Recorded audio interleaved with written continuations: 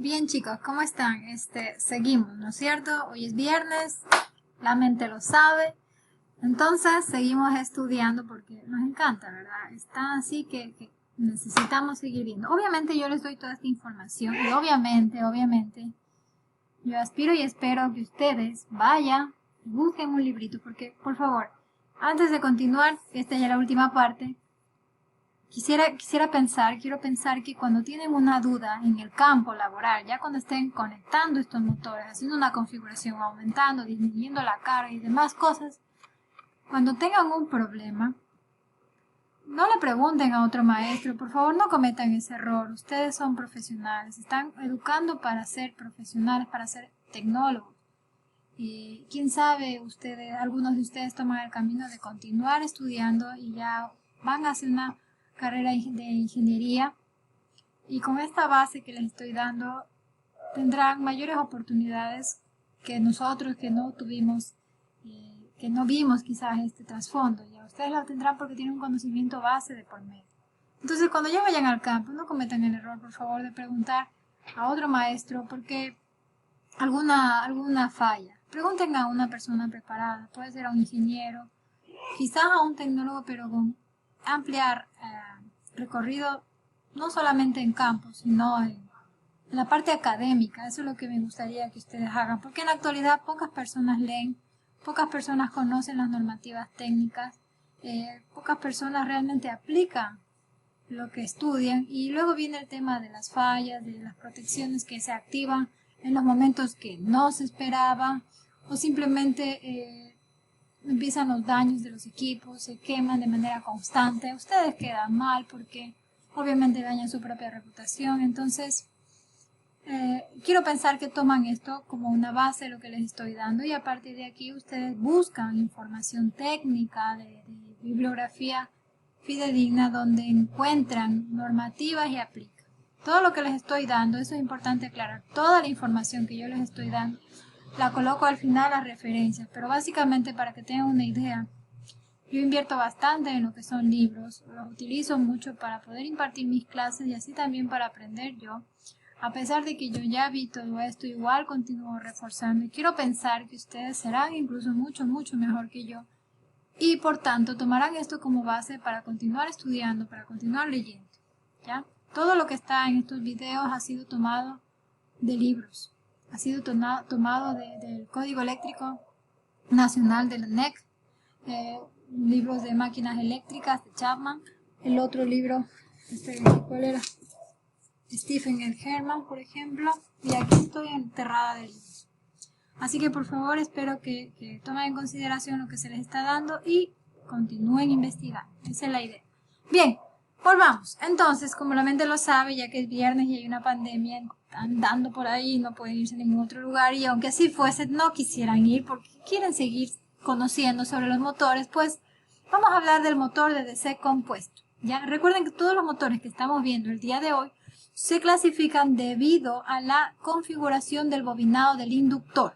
Eso quiero que lo tengan bien en claro, porque luego vamos a ver otro tipo de clasificación que serán aparte. Primero estos. Bien, entonces tenemos los motores de DC compuestos, o también llamados compound en inglés. Así como si tuviesen una papita en la boca. Compound, y ellos, como su nombre lo indican, están compuestos de una configuración en serie y una configuración en paralelo. Entonces, también llamados compounds, ¿ya? En este caso, el devanado de excitación tiene una parte de él en serie con el inducido y otra parte en paralelo. Primeramente hay que tener en claro, cuando alguien les dice devanado de excitación, ¿a cuál se referirá? En este momento, si fuese presencial, todos gritaran y obviamente se escuchara como una sola voz, se escuchara cuando yo dijera cuál es el devanado de excitación, todos dijeran, es el devanado del inductor, ¿no es cierto? El bobinado del inductor o el devanado del inductor, porque este es el que genera, genera una FEN inducida en la corriente de armadura, en el bobinado del inducido y bla, bla, bla, todo el tema. Pero el devanado de excitación básicamente se refiere a la parte fija, ¿ya?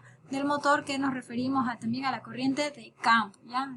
Corriente del tambor también llamado, del estator, del campo, o bobinado del inductor principal, también se llama así. Entonces, o también en este caso devanado de excitación, ya para que tengan una idea bien clara y cuando se refiere a esto, sepan de quién se trata. Entonces, también llamado como en este caso el devanado de excitación, ¿no es cierto?, donde circula la corriente de campo, ¿no es cierto?, tiene una parte de en serie con el inducido y otra parte en paralelo. O sea, el devanado de excitación lo van a dividir. El arrollamiento en serie con el inducido está constituido por pocas espiras. El arrollamiento en serie, aquí tenemos el circuito equivalente, que habíamos mencionado, que es el circuito matemático para poder obtener el circuito, el modelo matemático del motor de corriente continua compuesto, ¿ya? Entonces, el arrollamiento en serie con el inducido está constituido por pocas espiras, pero de gran sección, mientras que el otro está formado por un gran número de espiras de pequeña sección, ¿ya? Entonces ahí tiene contrario. Ahora bien, se pueden ver aquí algo importante, podemos ver el modelo matemático y esto es como encuentra las diferencias, ¿no? Podemos ver claramente que el inducido no varía, se dan cuenta, el inducido tiene la FEN más la resistencia del bobinado del inducido, que ya se lo interpreta como 0.2, 0.1 ohmios. E incluso aquí faltan otras características más cuando se quiere hacer un análisis más profundo, pero eso no lo vamos a ver, porque eso ya es a nivel ingeniería y se hace un estudio ya más detallado, incluso de posgrado. Pero bueno, eso no lo vamos a ver ahorita. Ahora bien, aquí tenemos también, mira, en la primera configuración, que ya vamos a ver de qué se trata, podemos ver que está hablando del bobinado del inducido, donde tenemos la resistencia de armadura y la FEN. Punto. No ha cambiado nada. Y tenemos en el siguiente gráfico, en el gráfico B, tenemos la resistencia de armadura y la FEN inducida. Punto. No ha cambiado nada. Ahora bien, ¿dónde está la diferencia? Ahora estamos indicando que en este caso el devanado de excitación tiene una parte del en serie con el inducido y la otra parte está en paralelo. Una parte del devanado de excitación está en serie, ¿sí ven? Está en serie con el inducido y la otra parte está en paralelo. ¿Ya? Ahora bien, ¿cuándo y cuándo está? Es el tema. Existe una pequeña clasificación que se llama composición, motor de DC compuesto o de composición acumulativo y de composición diferencial. Si se dan cuenta, yo puedo dar una parte de este devanado de excitación en serie, como lo está haciendo aquí, en serie con el inducido y la otra en paralelo. La otra parte en paralelo. O también se puede hacer una parte del inducido no está en serie, ¿sí ven? Sino que está directamente en paralelo con una parte y la otra parte de devanado de excitación se encuentra antes. Quiere decir que lo que está en paralelo es con una parte del devanado de excitación. En el primer caso tenemos que está una parte en serie con el devanado del inducido y en el segundo caso tenemos que una parte del devanado de excitación está en paralelo con el devanado del inducido. ¿Se entiende? Espero que la respuesta sea sí. Bien. ¿Qué nos indica esto? Bueno, hay una clasificación que es la que acabo de mencionar, se llama compuesto acumulativo y compuesto diferencial. Analicemos el primero, pero antes de eso veamos lo siguiente. ¿Qué es lo que pasa aquí? El tener pues un arrollamiento cerca del inducido en serie y luego en paralelo, como ven aquí, ¿no? ¿Qué es lo que va a permitir? Permite obtener por tanto un motor con ventajas del motor en serie, pero sin sus inconvenientes. Sus curvas características serán intermedias, ¿ya? Entre las que se obtienen con excitación serie y con excitación de derivación. Esto quiero que lo vean bien porque luego vamos a analizar todas las curvas características y vamos a ir nombrando. Ya solo vamos a nombrar a los motores de ese compuesto, serie, paralelo o independiente y a uno ya lo van relacionando. Entonces, debido a que permite las ventajas de ambos, pues existen los dos tipos que acabé de mencionar, el acumulativo y el diferencial. Veamos el primero. ¿Cierto? Bueno, el acumulativo, luego ustedes pueden ir leyendo las diapositivas, sino que por tiempo tengo lamentablemente que ser un poquito rápida en esto. Bien, veamos el primero.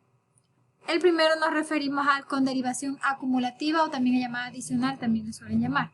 ¿Qué es lo que ocurre aquí?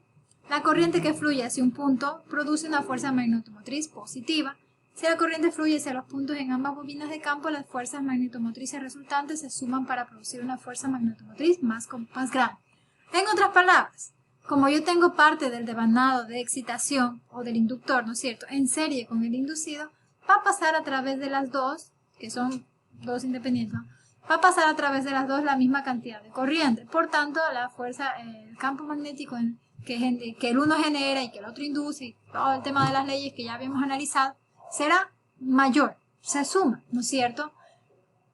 Está claro, eso es lo que ocurría, esa era una de las ventajas que ocurría en el de fuerza, en el de serie, perdón, ¿ya? Donde lo que obtenía como resultado era un alto torque, ¿no es cierto? ¿Qué es lo que ocurre ahora si yo hago la siguiente configuración? si parte del devanado de excitación más bien lo coloco en serie con el devanado del inducido. Este nunca cambió, ya, nunca cambia. Lo que ocurre aquí es que la corriente se divide y lo que obtienen es la misma tensión. Y como resultado, pues, tendré mayor velocidad, ¿no es cierto? Entonces, pero aquí lo que va a ocurrir es que va a haber una diferencia entre los campos y por tanto será menor. Pero a su vez tendré la ventaja de lo que es el motor DC en paralelo, o también llamado en derivación, o también llamado shunt. Eso voy a obtener. Entonces, con el motor compuesto puedo obtener estas ventajas con las curvas características que luego vamos a analizar en un rango intermedio y no al extremo, como si se trabajara en serie o si se trabajara en paralelo. Bien, entonces, en la composición acumulativa adicional, el sentido de la corriente que recorre los arrollamientos serie y paralelo es el mismo, por lo que sus efectos se suman. La composición diferencial, en cambio, el sentido de la corriente que recorre los arrollamientos tiene sentido contrario, y por lo tanto los efectos de ambos devanados se restan. Prácticamente, en otras palabras, el acumulativo adicional se obtiene la configuración del motor DC en serie, y en la composición diferencial se tiene las características del motor DC en paralelo. ¿Ya? Ahora bien, vamos a la práctica. ¿Ya? El motor compound es el que se dispone de dos bobinados de los inductores diferentes, uno en serie y otro en derivación shunt o paralelo, también llamado E1 y E2. Cuando es en serie estamos hablando de D1 y D2, y cuando es en paralelo, en shunt o derivación, estamos hablando de E1 y E2. Como ustedes pueden ver aquí, esto es propio de la característica de este motor. Viene con la posibilidad, se puede decir así, para la conexión tanto en una configuración compound, una configuración de compuesto, ya, donde podemos ver que estamos conectando el devanado. El devanado del inducido, ¿no es cierto? Para derivación en shunt o en paralelo, si ven, se conecta parte de su devanado y la otra parte. O también se cambia la configuración si yo quiero un compuesto diferencial o acumulativo. Eso dependerá de la aplicación, ya, pero tiene la opción. Y bueno, aquí ya podemos ver en cuanto a los bordes, cuando vienen así, ¿no? La nomenclatura antigua, habíamos presentado una tabla anteriormente donde existe una nomenclatura antigua y una nomenclatura actual, de acuerdo a las normativas que se van actualizando. Pero esta es la configuración de un motor ya físicamente, ya en la práctica. Sin embargo, hay que considerar algo importante. Recuerden de un problema antiguo que era cuando se generaba un desplazamiento de la línea neutro. Entonces, esto era ocasionado ¿por qué? Era ocasionado por el campo magnético que genera el inducido, el inductor, y el contrarrestante del inducido pues genera a su vez un desplazamiento de la línea neutra, lo que originará que las escobillas no cortocircuiten las delgas cuando la corriente pase por cero, sino más bien cuando no sea así, por tanto generará chispas y habría que estar calando cada instante las escobillas. Eso lo analizamos anteriormente. Entonces, para poder resolver ese problema habíamos dado la solución o estudiado la solución de añadir polos de conmutación, o también llamados polos auxiliares. Entonces aquí pueden ver ya la configuración considerando un motor con los polos de conmutación o con auxiliares. Si el motor compound dispone de bobinados de conmutación, vendrían con la normativa de B1 B2. Ustedes ya saben identificarla, porque va a indicar que es, si dice B1 B2 sabrán que son los polos de conmutación o también llamados polos auxiliares. Estos se disponen en serie con el bobinado del inducido, eso ya está establecido, se han hecho muchas pruebas y demás. Se disponen en serie con el bobinado del inducido. Así como lo pueden ver aquí, se dan cuenta, el bobinado del inducido se pone en serie con los polos de conmutación auxiliares, y ahí sí se realiza pues la configuración compuesta que habíamos mencionado. ¿Sí?